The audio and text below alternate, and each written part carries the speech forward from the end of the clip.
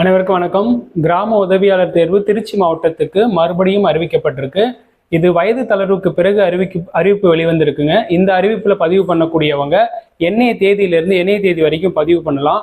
இதுல என்னென்ன நிபந்தனைகள் கொடுத்துருக்குறாங்க, இந்த மாதிரி கிராம உதவியாளர் தேர்வுகள்ல வெற்றி பெறணும்னா என்ன பண்ணணும் அப்படிங்கிறதெல்லாம் இந்த காணொலியில பார்க்க போறோம். ஏன்னா நம்ம பயிற்சி மையம் சார்பா இந்த கிராம உதவியாளர் தேர்வுக்கு பயிற்சி வழங்கிட்டு இருக்கிறோம். இந்த பயிற்சியில கடந்த முறை வந்த தேர்வுகளில் நம்ம மாணவர்கள் வெற்றி பெற்று பணியில இருக்கிறவங்களும் இந்த வீடியோவில் வந்துட்டு போவாங்க. அந்த மாதிரி உங்களுக்கும் பயிற்சி வேணும்னா கீழே ஒரு தொடர்பு எண் போகும், தொடர்பு கொள்ளுங்க. இப்போ திருச்சி மாவட்டத்தில் ஒரு 8 தாலுகாக்களுக்கு காலி பணியிடங்கள் அறிவிக்கப்பட்டிருக்கு. அந்த காலி பணியிடத்திற்கு ஏற்கனவே விண்ணப்பித்தவர்கள் யாரும் விண்ணப்பிக்க தேவையில்லை. இதுக்கு வரைக்கும் விண்ணப்பிக்காம இருக்கக்கூடியவர்கள் விண்ணப்பிக்கலாம். அந்த நடைமுறையை இப்போ பார்க்கலாம் வாங்க. ஸோ கிராம உதவியாளர் தேர்வு 2025 திருச்சி மாவட்டம். அந்த மாவட்டத்தில் மொத்தம் 72 காலி பணியிடங்கள் அறிவிக்கப்பட்டிருக்கு. திருச்சி மேற்குல 4, திருச்சி கிழக்குல 1, லால்குடியில 22, திருவெரும்பூர்ல 5, ஸ்ரீரங்கத்துல 18, முசிறியில 9, மணப்பாறையில 6, மருங்காபுரியில 7. இதுக்கான முதல் நிபந்தனையே என்னன்னா, இந்த ஒவ்வொரு தாலுகாவில் ஒவ்வொரு வட்டத்தில் இருக்கக்கூடியவர்கள் அந்த குறிப்பிட்ட தாலுகாவிற்கு தான் விண்ணப்பிக்க வேண்டுமே தவிர வேறு ஒரு தாலுகாவிற்கு விண்ணப்பிக்க முடியாது. ஒரு உதாரணத்துக்கு ஸ்ரீரங்கத்துல இருக்கிறவங்க முசிறிக்கு விண்ணப்பிக்க முடியாது, முசிறியில இருக்கிறவங்க மணப்பாறைக்கு விண்ணப்பிக்க முடியாதுங்கிற கான்செப்ட். ஸோ அதுக்கப்புறம் பார்த்தீங்கன்னா, ஏற்கனவே நாங்கள் இது மாதிரி கால் ஃபார் ஆயிடுச்சு, அந்த நேரத்தில் நாங்கள் அப்ளிகேஷன் போட்டிருக்கோமே, இப்போ மறுபடியும் இந்த புது அப்ளிகேஷனையும் நாங்கள் ஃபில்அப் பண்ணணுமானா உங்களை விண்ணப்பிக்க சொல்லலை. அவங்க ஏற்கனவே விண்ணப்பித்தவர்கள் யாரும் விண்ணப்பிக்க வேண்டாம். அதனால இதுக்கு கல்வி தகுதிங்கிறது 10ஆம் வகுப்பு தரம் அப்படின்னு கொடுத்துருக்காங்க. இதுக்கான விண்ணப்ப பதிவு தொடங்குற நாள் அப்படின்னு பார்த்தீங்கன்னா 29/9/2025 இன்று இன்னையிலிருந்து 10வது மாதம் 13ஆம் தேதி வரைக்கும் இதுக்கான விண்ணப்ப பதிவு ஓப்பன்ல இருக்கும். இதுக்கான விண்ணப்ப பதிவை எப்படி பண்ணணும் அப்படின்னா, இதுதான் இதுக்கான வெப்சைட் https:/திருச்சிராப்பள்ளி.nic.in. இந்த வெப்சைட்குள்ள போனீங்கன்னா அப்ளிகேஷன்ஸ் இருக்கும். அந்த அப்ளிகேஷனை டவுன்லோட் பண்றீங்க. டவுன்லோட் பண்ணிட்டு அதை பிரிண்ட் அவுட் போட்டு அதுக்கப்புறம் அதை கைப்பட எழுதி பூர்த்தி பண்ணி உங்களுடைய தாலுக்கா எதுவோ அந்த தாலுக்கா ஆஃபீஸ்ல கொண்டு போய் கொடுக்கணும். அப்படிதான் நீங்க அப்ளிகேஷன் ஃபில்அப் பண்ணணும். மெயில் வழியாவோ எது வழியாவோ அனுப்ப முடியாதுன்னு சொல்லியிருக்கிறாங்க. அதனால அப்படி ட்ரை பண்ணாதீங்க. அடுத்தது இதுக்கான வயது வரம்பு தளர்வை தான் முன்னாடியே கொஞ்சம் கம்மி பண்ணியிருந்தாங்க, இப்போ அதிகரிச்சிருக்கிறாங்க.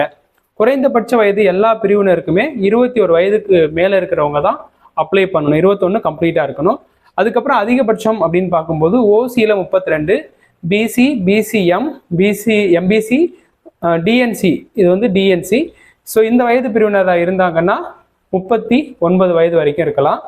அடுத்தது SC, SCA, ST, destitute widow, இந்த பிரிவினராக இருந்தால் 42 வரைக்கும் இருக்கலாம்.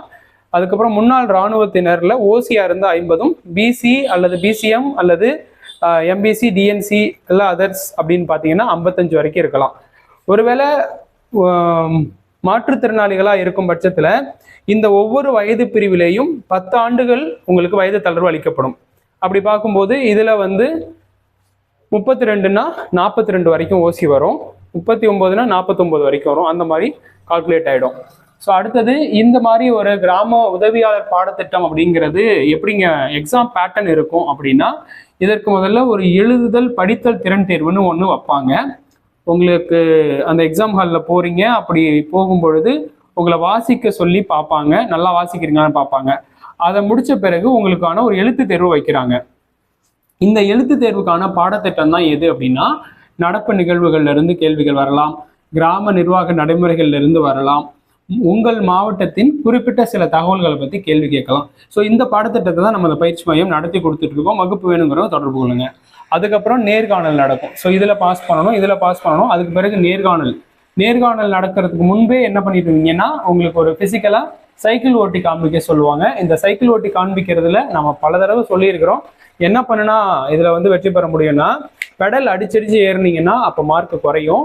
பெடல்ல ஒன்ஸ் அழுத்தி அப்படியே ஏறி உட்காந்து ஓட்டுற மாதிரி தான் இருக்கும். அந்த ப்ராக்டிஸ் தான் உங்களுக்கு இருக்கும். ஸோ அதுக்கப்புறம் இந்த எக்ஸாம்ல தேர்வு பெற்று நீங்க பணி பெற்றீங்கன்னா உங்களுக்கு குறைந்தபட்சம் ஒரு மாதத்துடைய ஊதியம் 11,100 ரூபாயிலிருந்து இதோடைய பணி மூப்பு அடிப்படையில் 35,100 ரூபா வரைக்கும் இதில் பணி பெற முடியும். அதனால வேற ஒரு அரசு துறை தேர்வுகளில் இருக்கக்கூடிய டிஃபிகல்ட்டியை விட இதில் ரொம்ப ரொம்ப குறைவு. இந்த அரசு துறை தேர்வுகளை ஈஸியாக உங்களால் பெற முடியும். இதுக்கு இப்போவே போய் விண்ணப்பிச்சுட்டு இதுக்கான பாடத்திட்டங்கள் என்னன்னு தேடி கண்டுபிடிச்சு படித்து பணிபெறுங்க. வாய்ப்புக்கு நன்றி.